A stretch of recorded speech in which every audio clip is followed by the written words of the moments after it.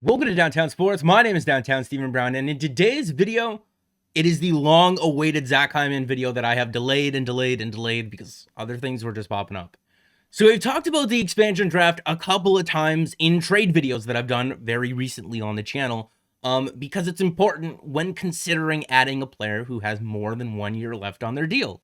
And we've discussed there's two different formats in which the Maple Leafs could protect their players. There's either 7 forwards, 3 defensemen, and 1 goalie, or 8 skaters, a mix of forwards and defensemen, and 1 goalie. Back in the previous Vegas expansion draft, the Maple Leafs didn't really have very many defensemen worth protecting, so they opted to go with the 7 forward, 3 defensemen, 1 goalie. But now that the Toronto Maple Leafs have 4 pretty solid defensemen, I don't think that that's a viable option anymore. I think that you need to protect the guys that I have checkmarked on the screen. Jake Muzzin, TJ Brodie, Morgan Rielly, and Justin Holl are very integral pieces to this team, and we cannot afford to lose them. And if you acquire another defenseman like Mattias Ekholm, you're going to have to leave one of those guys exposed. But remember that the Seattle team can only select 1 player off of your roster. So when you're leaving guys exposed, you got to think of, okay, who's the best player that I'm leaving exposed and who are they most likely to take? And right now, I'm leaving Alex Kerfoot, Zach Hyman, and Travis Dermott unprotected. And some of you might be screaming at me, Zach Hyman is a UFA, you do not need to protect him. And you're not wrong on that front, but the Seattle team has an exclusive window where they can negotiate with UFAs. And if they sign a UFA that was from your team in that exclusive window, then that counts as the player that they've selected from your roster. No idea if Zach Hyman is interested in going to an expansion team or not. I think that he likes Toronto. I mean, he's got a couple of different commercials and ad endorsements going on here, but there is always a chance. I don't need to explain why you would want Zach Hyman to be a Toronto Maple Leaf for the rest of his career. The dude's just awesome. And I don't doubt it within my heart that if the Seattle expansion draft was not a thing, he would be signed to a contract extension right now. Kyle Dubas has given mid-season extensions to Austin Matthews, Jake Muzzin, Pierre Engvall, and Justin Holl. If you don't think that he would have given one to Zach Hyman by now if the Seattle expansion draft wasn't a thing, you're crazy. But the Seattle expansion draft is preventing the Toronto Maple Leafs from extending Zach Hyman right now, because if they were to, then they would have to protect him. Don't worry. I'll make my point. I just need to explain all the background information here. You also don't want Zach Hyman to be able to test the market in free agency, because there's a lot of people that might throw goofy numbers at this player because he does have a reputation around the league as being super hardworking, and a lot of GMs really covet that. Zach Hyman is one of the first players that Kyle Dubas ever acquired. He was the interim general manager with Mark Hunter in the summer of 2015 before the Maple Leafs hired Lou Lamoriello, and they acquired him from the Florida Panthers. And Zach Hyman is Kyle Dubas's guy. He was there with the Toronto Marlies. They always referenced him. He's Sheldon Keefe's guy because Keefe had him with the Toronto Marlies. I have no doubt in my mind, like I said before, if the Seattle expansion draft wasn't a thing, Zach Hyman would already have a contract extension officially signed. So I am willing to bet, not a ton of money, but I am willing to bet a reasonable amount of money as proportion to what I have. So I'm willing to throw down $20. I'm willing to throw down $20 that Zach Hyman already has a contract signed under the table with the Toronto Maple Leafs right now. It just hasn't officially been announced. But remember, because of the Seattle expansion draft, they can't make this contract official yet, because if they made it official, then they would have to protect him.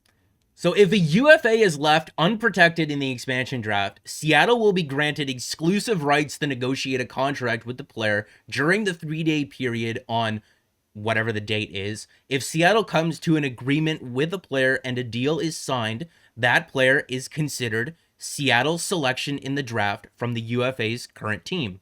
We already explained that part. For example, Toronto elects to leave Zach Hyman exposed in the expansion draft. Seattle will have the opportunity to speak to Hyman from whichever dates they are to discuss a contract. If an agreement is reached and an official deal is signed, Hyman becomes the one player Seattle has selected from the Leafs. His contract will be used towards the 60% cap rule, and no other team had an opportunity to negotiate with him.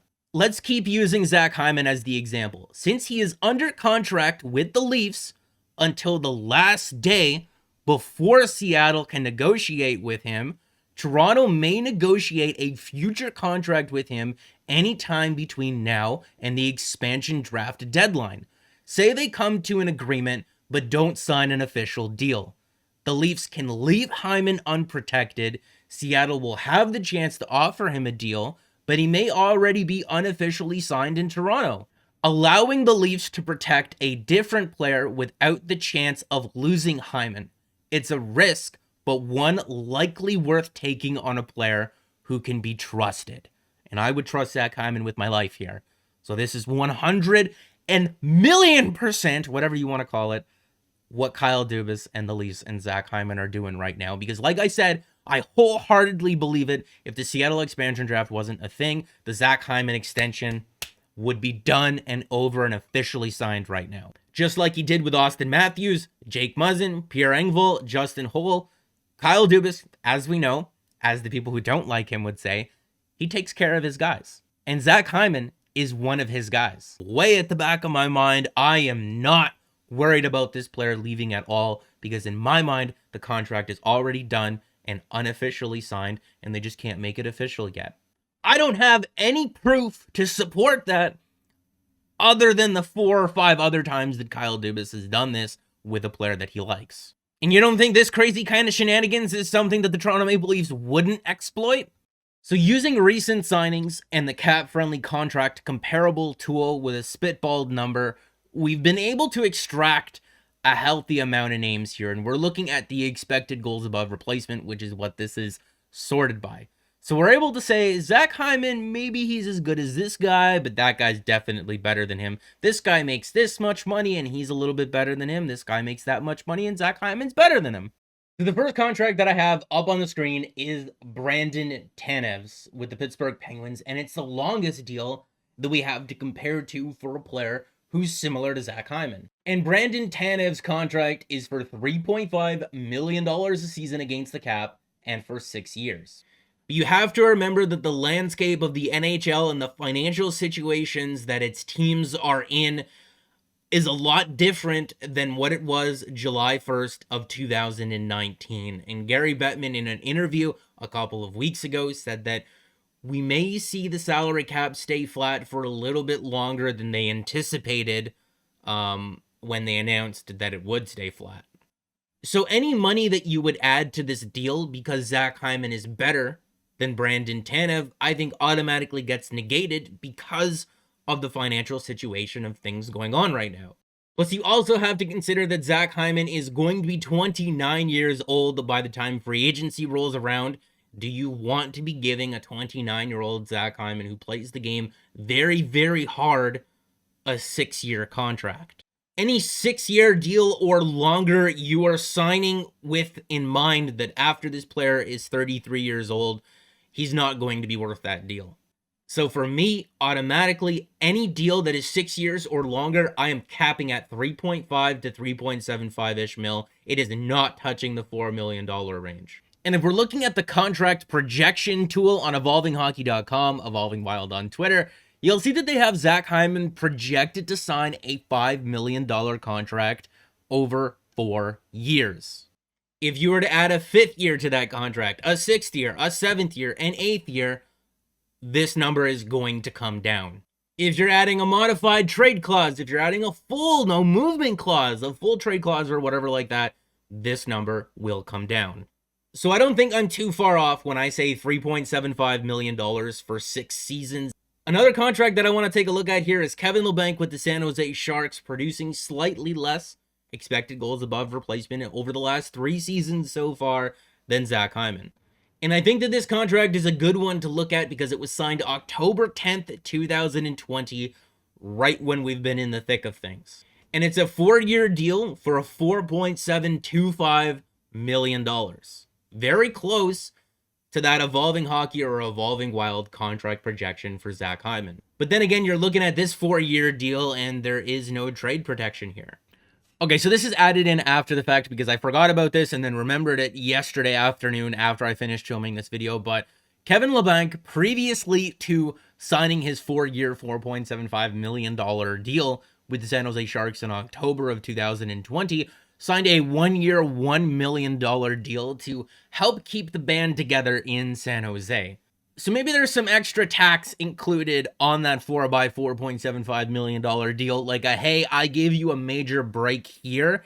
You're going to add in $500K per season on my contract to make up for it now. Now, I think I had Tyler Toffoli included in the mix of forwards that I showed earlier in the video, but a couple of people pointed out in the comments section from yesterday's video going over Kyle Dubas's press conference, which I will leave linked above the screen right now, that Tyler Toffoli signed a 4-year, $4.25 million deal just this offseason. If Tyler Toffoli is as good as he is, how can Zach Hyman possibly get more money than him? Look, straight up, the most amount of money that I'm willing to spend on Zach Hyman until I just give up here is $5 million. Zach, would you take $5 million on a 3-year contract? And like I said, $5 million is the absolute most money that I would be willing to spend on Zach Hyman. So we are preparing for worst case. Maybe it's a little bit cheaper. Maybe it's 4.5. Maybe it's 4.25. And you get a little bit more cap space up there in the corner. Next year, the league minimum goes up to $750,000. And even if you did want to bring back guys like Wayne Simmons and Zach Bogosian, even giving Zach Bogosian a slight raise, because I don't think he's been bad this year. I think he's been pretty damn good.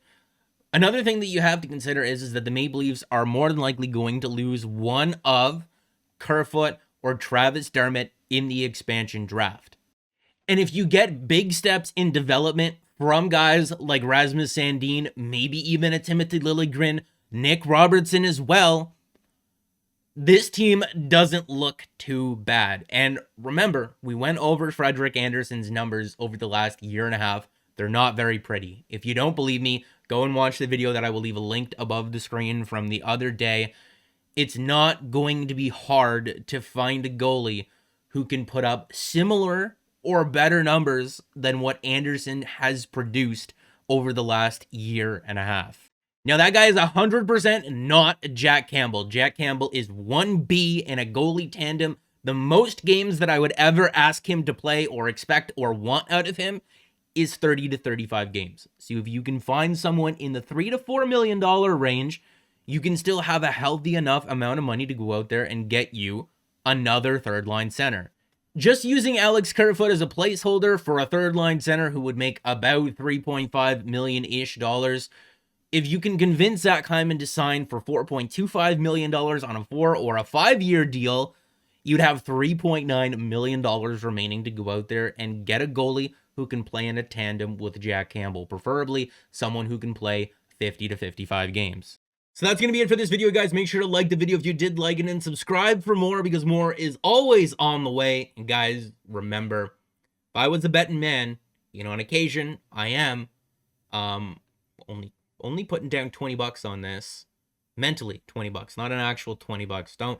Don't hit me up in the comment section or on Twitter saying I'll take you on that. But if I was a betting man, I would put $20 on that Zach Hyman extension already being done, handshake, under the table kind of thing.